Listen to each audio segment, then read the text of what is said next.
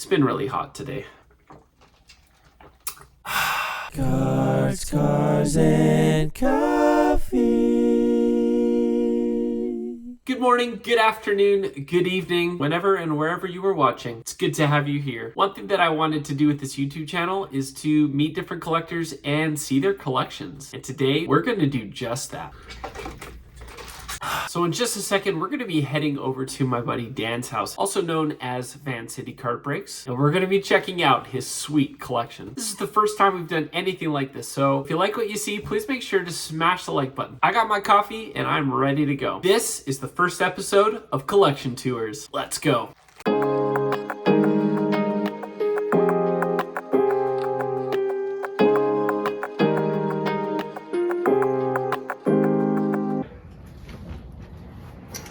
Welcome to the studio.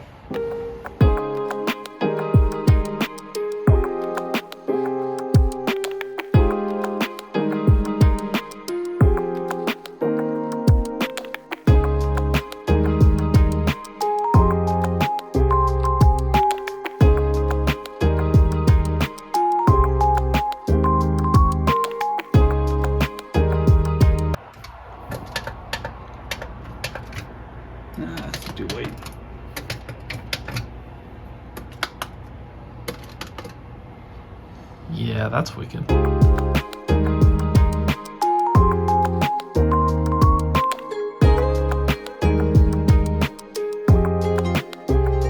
I might as well show you around the studio. There's a bunch of different things. Been working on it for about 2 years. But this is a weirdly shaped room. I took it because I saw there's like this like cutout in the room. I was like, oh, I could just put a desk. I wanted to put the desk in there, one, just for a workspace. I saw someone mount to the wall right against the desk, so I could turn this into actually like a backdrop for videos. Gotta have some of your fake green plants, have the diffuser, candles. I'm a sucker for all cozy things. For me, it's not like a specific theme, but just anything nerdy that I like. So even I saw this Coca-Cola Zero can where it's marshmallow. I'm like, I'm gonna just drink it and keep the can. Got a Mando Christmas ornament. And then for Van City Card Breaks, have like the mat. This is a new purchase I'm really pumped on. Brand new camera just for capturing memories. I hate the Tampa Bay Rays, but I love the hat. It's one of my favorite, like, more vintagey logos. Walt Disney 50th anniversary mug when I went there for my 30th. So just a whole range of nerdy things. Actually, since we're at this part, here are a couple cards. So one of my favorite soccer players, Alphonso Davies, Canadian, but also plays for my favorite soccer team, Bayern Munich. And then Justin Fields. This is probably my most expensive card that I purchased. I think I purchased it for, like, with shipping all that, like $500, which I know, big scheme of things, it's not that much, but it's out of 40 auto. I love the Chicago Bears. And then this one is not a fancy card whatsoever, but it's the first just like random Beckham card that I bought. We named one of my sons Beckham, and so I'm starting to collect like Beckham cards, and then for my other son who's named Lyndon, Trevor Lyndon cards. That's really cool. I actually didn't know that. Yeah.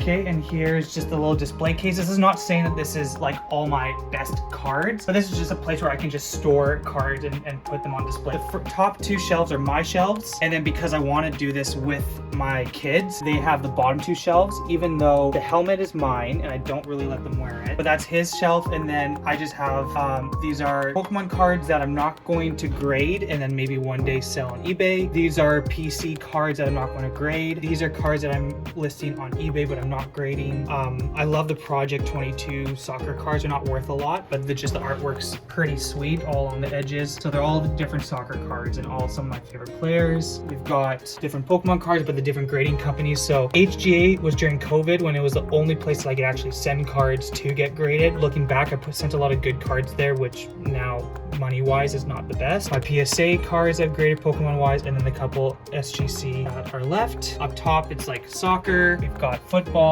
and basketball and a little bit of hockey. I don't have too much hockey yet, but yeah, that's kind of the display case.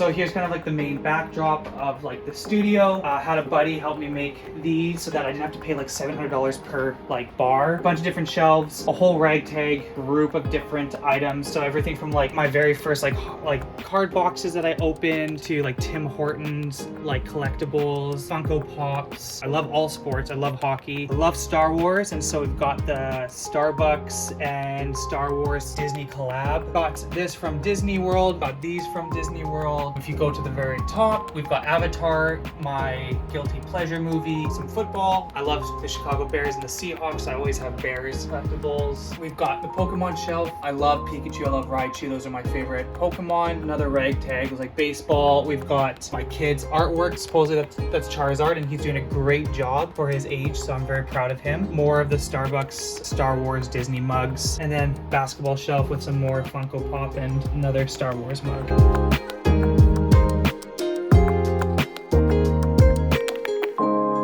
Okay, so this is kind of like my display wall. Lightsabers, Ahsoka Tano ones from Disney that I thought would be cool to display like that. These are cards that I will sell on eBay. I'm not going to grade them though. These are some cards that I just really enjoy. So this was from one of my best like card buys or plays ever. Before soccer cards blew up, I bought the whole base set of the 2014 FIFA World Cup for I think like $170. And this card in the peak of COVID, I could have sold that for like $800 alone graded. Now I could probably sell for like 400, 450 or something like that. But that one card alone, return on investment plus all the others. Love Chicago Bears, got a Darnell Mooney. Favorite baseball team is the Blue Jays. Bo Bichette's my favorite player, and I just thought this would be sick where it's got the color match. It's a cool insert. Yes, it's not licensed, but unleashed. And then it's out of 240 and custom label with HGA. Got Zion. I love Jamar Chase, so I got one of those cards.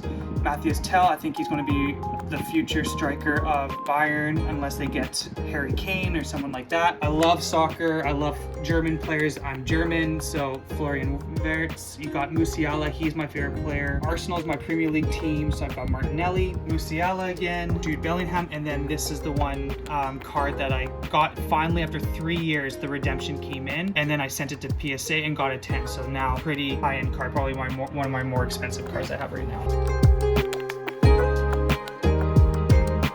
Okay, so I'm going to show you a few of my cards. I'm not going to say that they're all like my most expensive ones, but they're the ones that have a story behind them, or maybe it was like, oh yeah, maybe one of my most expensive cards. So the first card we have here is Justin Fields. This is a Tyson Beck. So this is like a collab where people might not see it as like a legitimate card, but it is a legitimate card. It's his rookie autograph on card. I think the art looks amazing, and it's out of 40. It's limited, so print run's not super high. But the reason why I got this, like this is important to me. This was the most expensive individual card that I've purchased. I spent about $450 to $500. I'm really, really excited. I would only ever sell this if I made like tons of money on it, and I would just put it into more Justin Fields cards because I love the Bears. Okay, so the second card I'm going to show you, not worth a lot at all. It's a David Beckham Futera Manchester United card. I got it thrown in at a deal at a card show where they just like threw it in with the other purchase, and I was pumped because one of my kids, my youngest son, his name is Beckham, wasn't named specifically for David Beckham, but that doesn't hurt. I do really like David Beckham. For